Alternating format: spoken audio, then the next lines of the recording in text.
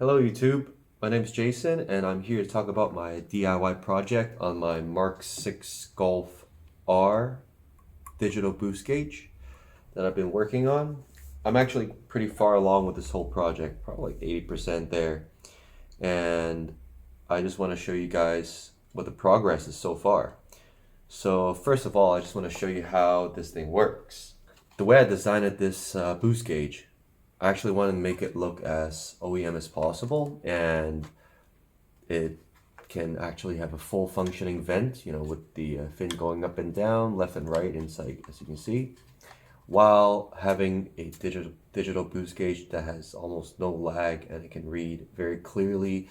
And I personally chose this color screen, the black background with the white image, is to match the car's original display, which is like the center display, the one right between your RPM gauge and your speed gauge, is also same kind of dial.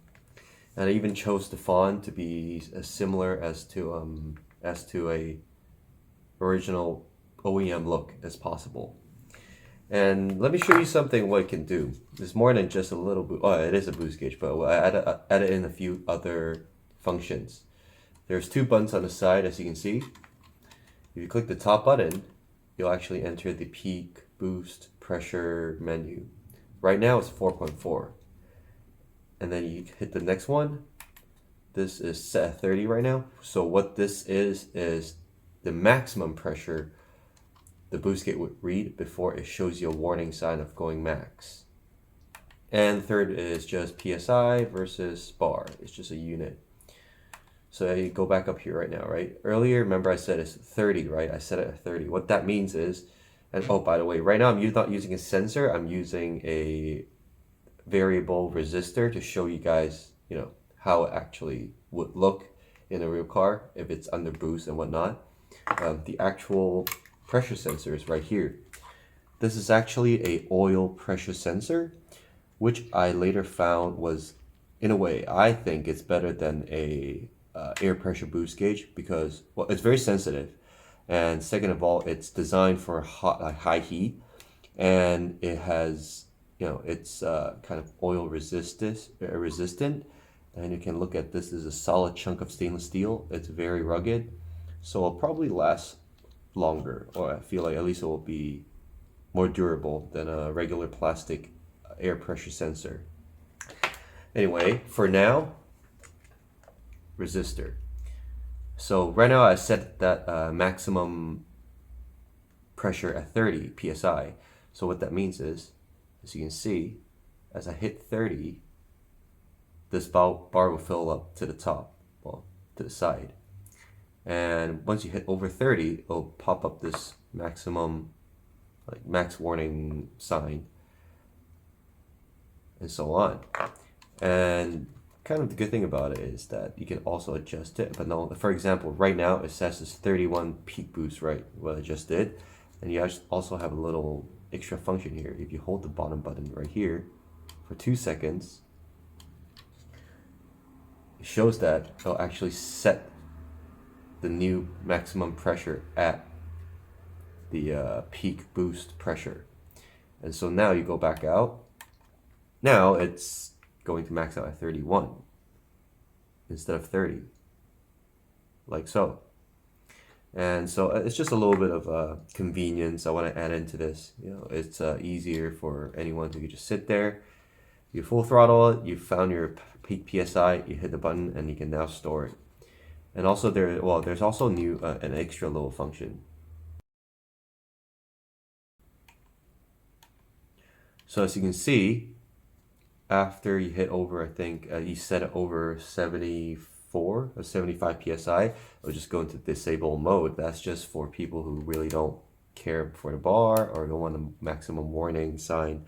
So now you can just do whatever you want, whatever pressure your car's running at. Will never show you a maximum warning, and it's not going to have a bar. And in order to disable it, just keep clicking this, and it goes back to 1, and so on.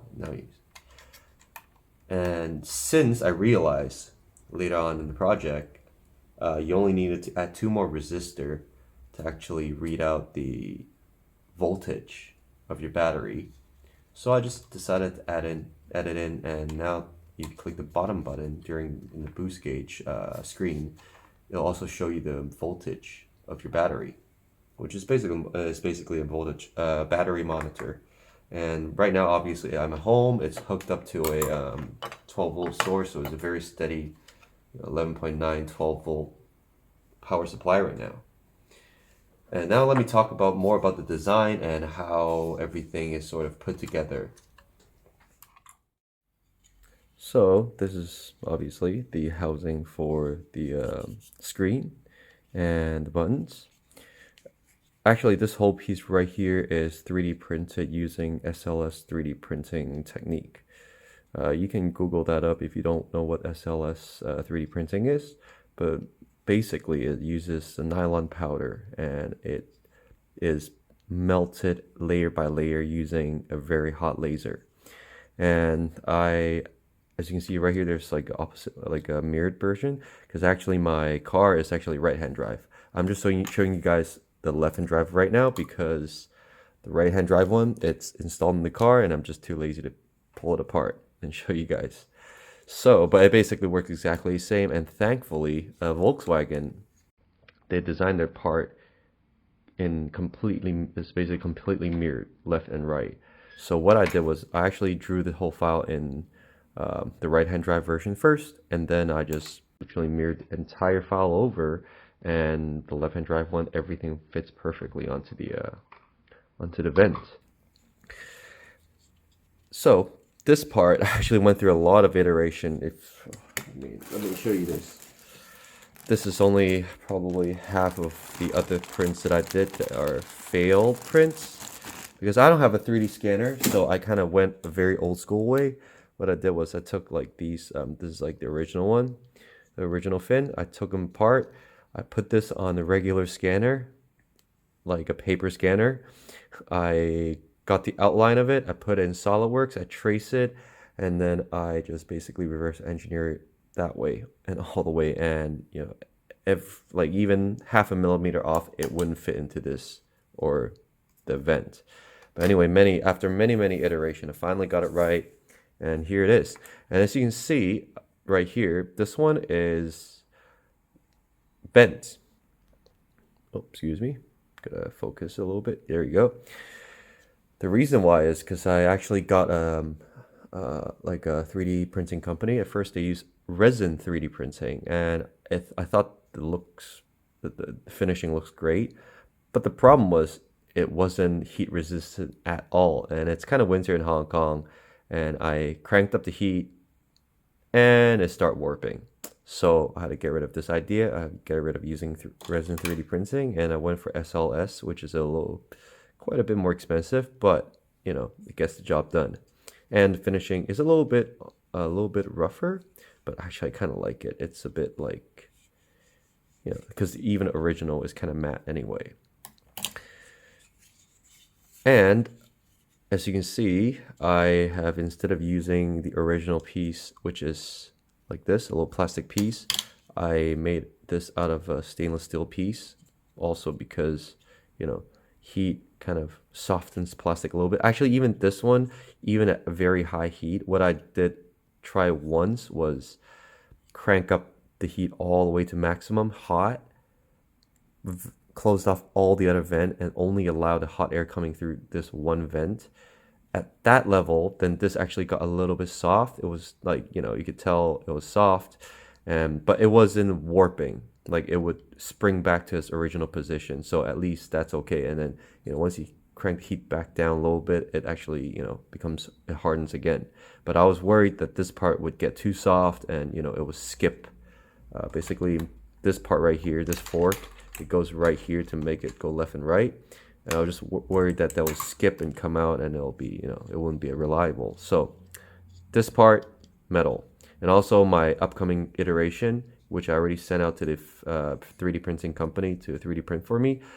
The middle fin right here, I'm actually making an extra hole that goes through all the way, which I can insert like a solid steel bar, like a very small bar through it, a rod through this thing, where So even if it's at high heat, when you're adjusting this up, down, left, right, this piece, the plastic might be soft, but it will still hold the flatness all across. So this is basically what I went through for this piece. And yeah, this button, if you guys want to have a look at the back, this is kind of how it looks like. I made an extra custom made PCB board right here for this button. I'll talk about more why this is here actually. Oh, of course, this is an OLED screen. And now let me talk about the electronic side of things. So right here, you can see there's 3 PCB board with the Arduino Nano stuck to it. So let me first talk about this. So this is actually my original design. As you can see, there's 2 buttons here with a toggle switch here. These 2 were to do different functions on the screen, and then this was to switch between PSI and bar. And then I realized wherever people are going to put this, even for me, wherever I'm going to put this control board, it's probably going to be somewhere inside some panel. And I just realized it would be kind of stupid to put the buttons there where people have to I had to take out the panel, click the button, put it back in, and if anything goes wrong, I have to reset it by taking the whole thing out again. So I abandoned the idea and I migrated these 2 buttons over to this board, which that's why you can see there's an extra port now. Instead of 2 ports here, there's 3. Since one of these is actually hooked up to the buttons next to the screen, and there's no longer any kind of input coming in from here. And also it actually made it smaller. And oh, you can also have a look at this. So this is the first PCB box I made of aluminum. It's a bit thicker and it's quite big. And now the final piece is like this, much smaller, and I decided to use a 1mm 304 stainless steel because I just love the finishing of it. And oh, by the way, this is my logo right here. It's gonna be called Primal Design. That's gonna be my brand. And you guys have a look at this. This is actually, this box literally came in today, and the finishing is, yeah, I really like it. Oh, and as you can see, there's a little weird looking hole right here. What this is actually the port, the hole for the USB port. The idea is that, because to be honest, I'm quite an amateur on Arduino. I just picked it up like half a year ago, and I'm 100% sure there's going to be way more people that's better than I am at Arduino. And if you are that person, then you're in luck, because this hole is actually made for you, so you can snip these 2 off and you can basically break it off. Then you can plug in to the Arduino Nano, and you can reprogram this whole thing to the way you like it. So this is basically the almost finished board. But what is inside here is actually this piece right here. So the biggest difference between these 2 is not how everything is arranged. As you can see, they're almost identical in terms of size, in terms of where everything goes. But what's the main difference is it's the wiring. As you can see on this board, this is the sensor port. As you can see, this wiring right here is actually very close to this this pin right here from the Arduino. I suspected that this is the reason why when I plug in the sensor here, there will be quite a bit of noise, and the output, the display this PSI would fluctuate almost like half a PSI up and like plus or minus half PSI, and that's not really acceptable for me. So what I did is I redid the routing, the wiring routing to this. As you can see, first of all, I got rid of these angled ones to these the smooth curved ones. Not sure did that make a difference, to be honest. Again, I'm actually not super. I've been doing manufacturing for the past almost 10 years, but I haven't really gotten in too much in designing a PCB board. This is actually my first time doing it myself. But anyhow, as soon as I moved the port, the pin from the rightmost pin to the leftmost pin, and then I avoided the Arduino pin. This board's signal, it's a lot cleaner. It only fluctuates like 0.1 psi, which is, I guess, is just, you know, it's acceptable for me anyway. And this is basically my final design, and I also added my little logo on here. So all in all, this is how my whole project is so far, and I'm going to put this whole thing together into the car probably sometime soon, and I'm going to show you guys how everything works out. And you know, in order, like, I probably will try to sell this kit, and when I do, I'm just probably gonna try to use all the best material possible that I can find at a reasonable cost. And I don't know why this screen keeps going out of focus. There you go. And for example, for the boost line, I'm gonna use this line right here, which is a PTFE tube, aka Teflon tube. And these are very, very high heat resistant. I think they melt at like almost 300 Celsius degree. So definitely more than enough to be used in an engine bay. And they're very rigid, so it'll eliminate any kind of expansion in the tube where it will distort the pressure, or, you know, delay the pressure signal at any point. And I hope you guys like this video so far, and you know, subscribe and like, I guess. Well, I mean, if you guys want to see how it looks like when it's going to be installed, then yeah, definitely do subscribe. So yeah, I generally like to do a lot of different DIY projects myself around the house, for my dog, for my car, a lot for my car. Actually, I custom made a shift knob for my DSG, a gearbox that makes it looks almost exactly like a manual car. That's for some other time. I mean, I'm thinking about pushing, like, I actually did that on the side just for fun, but since I'm gonna do this product, I might just redesign the shift knob a little bit, make it look a little bit better, powder coat it possibly. I'm thinking about getting into powder coating, and then possibly selling it as well. And I mean, I personally really like that look of the shift knob. Like, I don't have a photo of it. I just, you know, I just did it. But yeah, I mean, hopefully I'll be posting more DIY videos for different kind of things in life, because you know, I realize I've been working with a lot of factories and suppliers and whatnot. I just thought it would be a good idea to show you guys what could be done at a possibly lower cost. And it's just kind of fun to have your own parts, your own equipment, and all that stuff.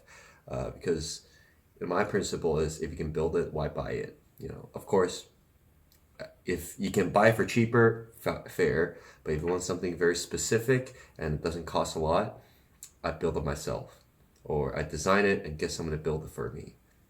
So thank you for watching, and I'll see you guys next time.